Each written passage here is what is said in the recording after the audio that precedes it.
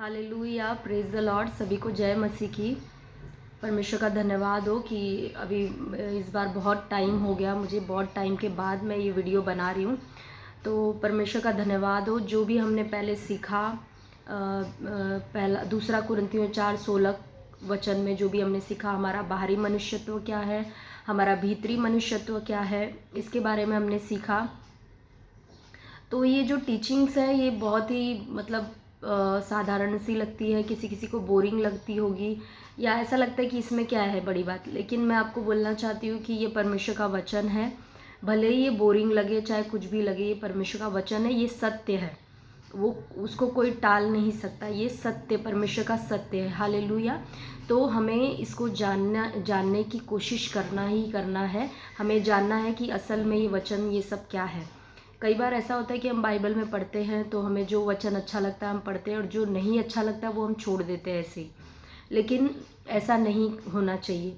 हमें अच्छा लगे ना लगने, बाइबल हमें हमारे अच्छा लगने या नहीं लगने के लिए नहीं लिखी गई है।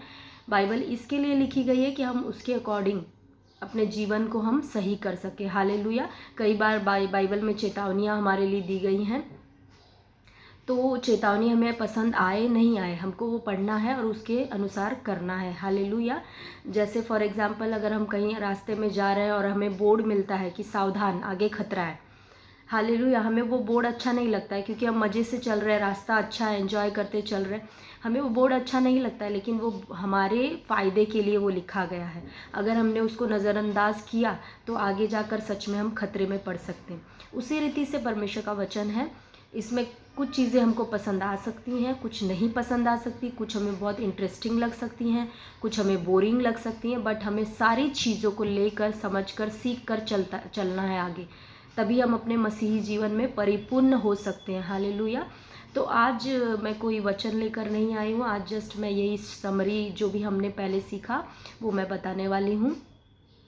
मैंने कहा, मैं उसके पहले एक कहानी आपको बताना चाहती हूँ, एक छोटी सी स्टोरी जैसी है।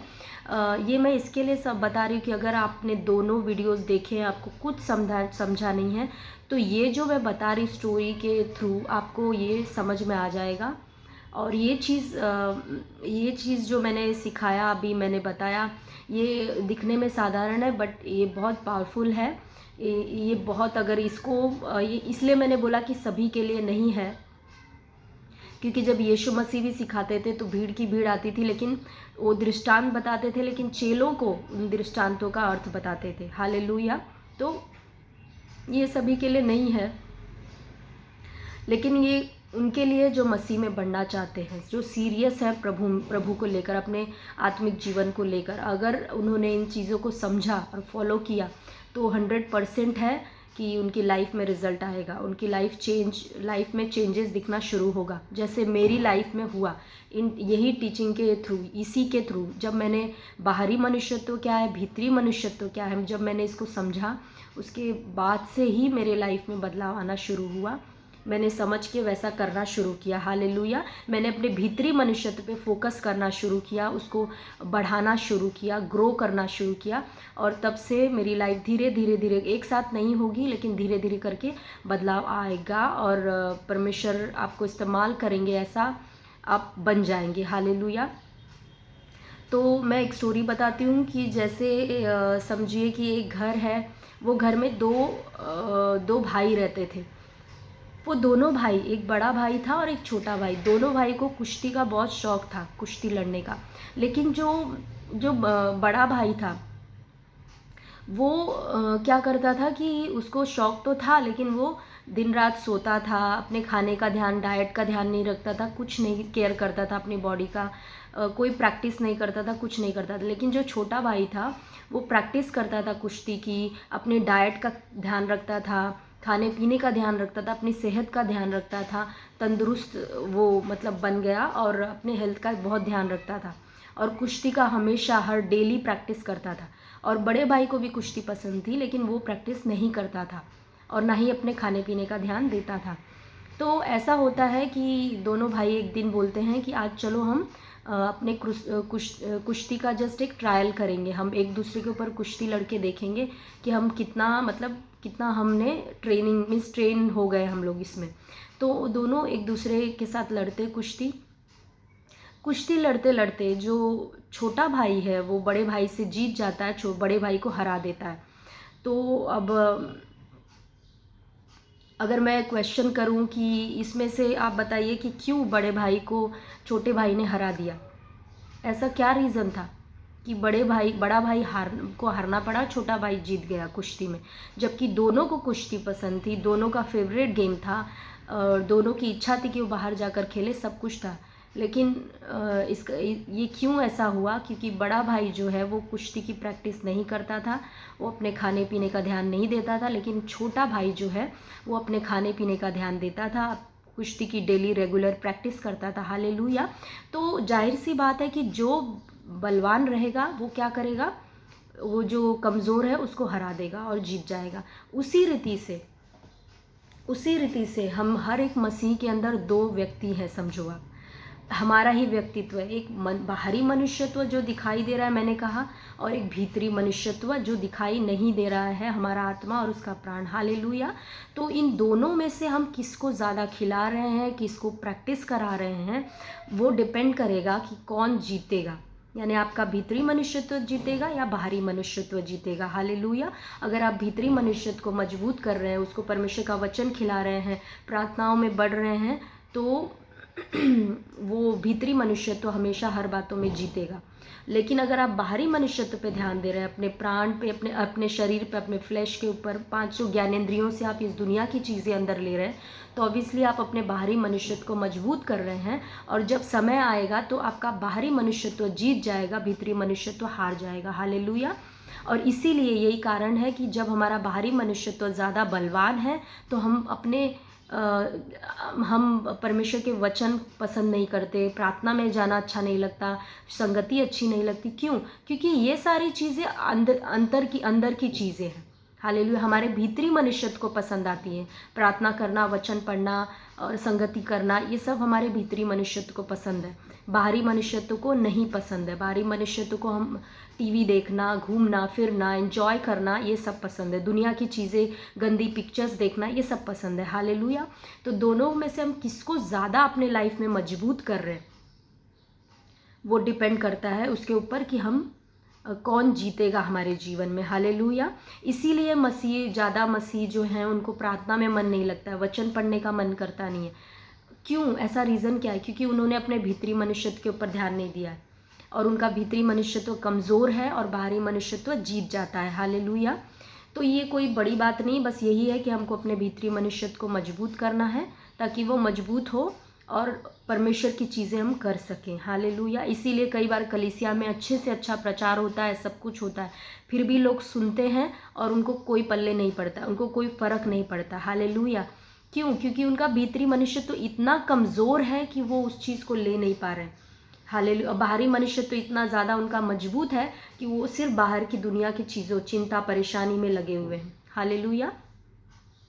Thank you Lord. तो यही था टीचिंग कि हमारा बाहरी मनुष्यत्व, हमारा भीतरी मनुष्यत्व, और हमारे भीतरी मनुष्यत्व को हमको मजबूत करना है, बलवंत बनाना है, ताकि हमें परमेश्वर की चीज़ें परमेश्वर की चीज़ें कर सके और अपने मसीह जीवन में आगे बढ़ सके। हालेलुया। और जैसे कि मैंने ये बात पहले भी कही है कि विश्वासी जो है कई बार निराशा में, ये सब चीज़ों में फंसे हैं, क्योंकि ये सब सिर्फ उसका एक ही रीज़न है कि हमारा भीतरी मनुष्यत्व कमज़ोर है। जहाँ से आशा आती है, जहाँ से आनंद आता है, जहाँ से चंगाई, जहाँ से छुटकारा, जहाँ से यीशु मसीह ने खुद कहा कि तुम्हारे पेट से जीवन जल की नदियाँ बह निकलेंगी, तो जहाँ से जीवन बहता है वही जब हम उसको कमज़ोर बना कर रखेंगे, तो कैसे हम लाइफ में आशा, होप महसूस करेंगे, आनंद महसूस करेंगे। हालेलुया। क्योंकि दुनिया की चीज़ें हमें कभी भी आनंद दे नहीं सकती। और दूसरा एक टॉपिक है जो मेरे मन में था कि जैसे मैंने अन्य भाषा के ऊपर लास्ट टाइम कहा था, तो अगर बहुतों को, मुझे नहीं पता, बहुत सारे लोगों को अन्य भाषा के ऊपर डाउट रहता है। लोग आजकल टीचिंग्स भी बहुत सारी निकली हैं, वो लोग बाइबल से ही सिखाते हैं, तो इसमें कोई बड़ी बात नहीं है कि वो लोग बाइबल से, हम लोग बोलेंगे अरे बाइबल से ही सिखा रहे, इसका मतलब सही है, ऐसा कुछ भी नहीं है। क्योंकि जो प्रभु यीशु ने जो कहा है, जो अंत के दिनों में पतरस इन लोगों ने कहा कि अंत के दिनों में ऐसे लोग खड़े होंगे जो आपको शिक्षाएं देंगे ऐसी गलत गलत। वो कहाँ से देंगे? बाइबल के ही वचन को लेकर वो तोड़ मरोड़ कर आपको बताएंगे, आपको सिखाएंगे, बाहर से कुछ भी नहीं। आप देखो, जब ये माता यरूशलेम वाले या ये सब जो भी हैं, कल्ट जो भी है, ये सब कहाँ से सिखाते? बाइबल लेकर ही सिखाते, बाइबल के वचन से ही सिखाएंगे, बाहर से नहीं सिखाते वो कुछ भी। तो आपको ये नहीं सोचना अरे बाइबल से सिखा रहे मतलब सही है, बिल्कुल नहीं। आपको हर पल अलर्ट रहना है कि कौन सी टीचिंग किसकी ओर से आ रही है। इसीलिए देखो, जब पौलुस प्रचार कर रहा था, मुझे प्लेस का नाम याद नहीं है, प्रेरितों के काम में लिखा है कि पौलुस जब प्रचार कर रहा था तो लिखा है कि वहाँ के यहूदी जो थे वो प्रतिदिन क्या करते थे? वचन में, पवित्र शास्त्र में ढूंढते थे कि जो पौलुस प्रचार कर रहा है ऐसा ही है क्या, वो ढूंढते थे। हालेलुया। तो कुछ भी आप वचन सुनते हो, प्रीचिंग सुनते हो, आपको अपने बाइबल में ढूंढना है कि सच में यही है क्या। पवित्र आत्मा को पूछना है। पवित्र आत्मा हमारा सहायक, जो हमें सहायता करने के लिए इस दुनिया में दिया गया है। हालेलुया। तो मैं ये कहना चाहती हूँ, अगर आपको अन्य भाषा के ऊपर डाउट है कि ये सही है गलत है, बहुत सारी टीचिंग्स आई है, कोई बोलता है सही, कोई बोलता है गलत, तो मैं आपको बोलूँगी कि जो देने वाला है, जो इस गिफ्ट को देने वाला है, उसी से पूछा जाए, यानी पवित्र आत्मा की मदद ली जाए। आप पवित्र आत्मा से पर्सनली प्रार्थना में पूछो कि पवित्र आत्मा, ये जो अन्य भाषा का वरदान है क्या सच में आपकी ओर से है? अगर है तो मुझे ये मिले। आप प्रार्थना करो, देखो पवित्र आत्मा कैसे अद्भुत रीति से आपको बताएंगे। हालेलुया। और आपको कोई डाउट नहीं रहेगा इसमें, क्योंकि एक दिन न्याय होगा। परमेश्वर पूछेंगे कि क्यों तुमने इनकी उसकी टीचिंग्स पे भरोसा किया, क्यों ऐसा लोगों ने सिखाया कि अन्य भाषा गलत है, ये है वो है, और तुमने भरोसा किया। तो आपके पास क्या उत्तर होगा?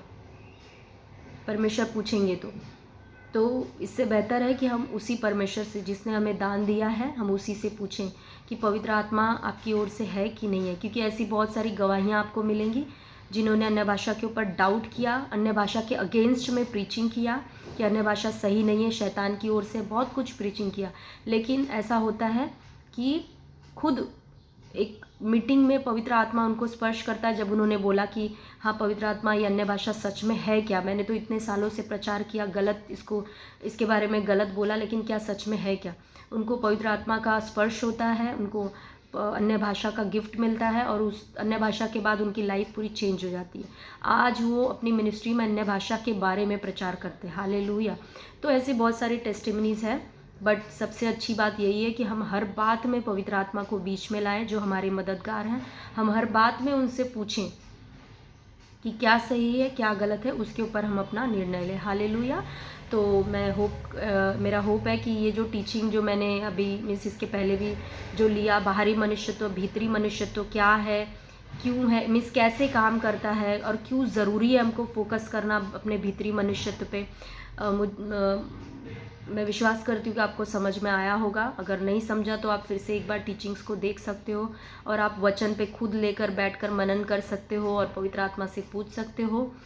तो फिर से हम नेक्स्ट टाइम देखेंगे परमेश्वर की क्या इच्छा है, नेक्स्ट टाइम क्या वचन देना है, हम ज़रूर मिलेंगे और वचन बताएंगे। तो आज के लिए इतना ही, और मैं इनकरेज करना चाहूँगी कि कुछ लोग निराशा से गुज़र रहे हैं, मुझे नहीं पता, लेकिन आप में से कुछ निराशा से गुज़र रहे हैं, चाहे वो जो भी हो। परमेश्वर का वचन है आपके लिए कि बिल्कुल निराश ना हो, परमेश्वर आपके साथ में है। आप अपना काम करते जाएं, आप आगे बढ़ते जाएं, परमेश्वर साथ में है, वो ज़रूर हमें पार लेकर जाएंगे, और वो हमारी हर एक इच्छा को पूरी करेंगे। जो जिन चीज़ों से, जिन हालातों से हम गुज़र रहे हैं, हमारे परमेश्वर की नज़रें उस पर है। तो बेहतर यही होगा कि हम उन हालातों में अपने परमेश्वर को, अपने पिता को पुकारें और उनसे मदद मांगें, और वो मदद करने के लिए हमारी तैयार हैं। हालेलुया। लेकिन निराश होकर पीछे हटने की बिल्कुल आप ऐसे सोचे भी ना, आगे बढ़ते रहें, प्रार्थनाओं में बढ़ते रहें, वचन पढ़ने में बढ़ते रहें, क्योंकि परमेश्वर हमारे साथ में है। और अगर परमेश्वर हमारे साथ में है तो हमारा विरोधी कोई नहीं हो सकता, और हम जीत जाएंगे। हालेलुया। Thank you Jesus. आइए हम प्रार्थना करें 2 minute. Thank you father Lord, धन्यवाद करते पिता, तू भला परमेश्वर है अब्बा, धन्यवाद करते पिता परमेश्वर। थैंक यू जीसस, धन्यवाद करते अब्बा हर एक भलाइयों के लिए जो आपने हमारे जीवन में की है पिता परमेश्वर। होने दीजिए पवित्र आत्मा की हमारी आत्मिक जो हमारा आत्मिक भीतरी मनुष्यत्व इतना मजबूत हो जाए पिता परमेश्वर कि हम जान पाए आपके प्रेम की गहराई को परमेश्वर, कि आप हमसे कितना प्यार करते पिता। और परमेश्वर पिता हम आप में आगे बढ़ सके और जड़ पकड़ सके और आगे आगे ही आगे बढ़ते जाए खुदावंद परमेश्वर पिता। और शैतान की सारी योजनाएं हमारे जीवन से यीशु के नाम से कैंसिल हो जाए। Thank you Jesus. जो निराशा से गुजर रहे खुदावंद परमेश्वर, आपकी स्वर्गीय शांति आए यीशु मसीह के सामर्थी नाम से अभी के अभी उनको टच करो पवित्र आत्मा, टच करो यीशु मसीह के नाम से, आपकी स्वर्गीय शांति से भरो। और परमेश्वर उनको आप सांत्वना दो, जैसे आपका वचन कहता है कि आप शांति का परमेश्वर हो, आप शांति देते हो हर एक क्लेशों में।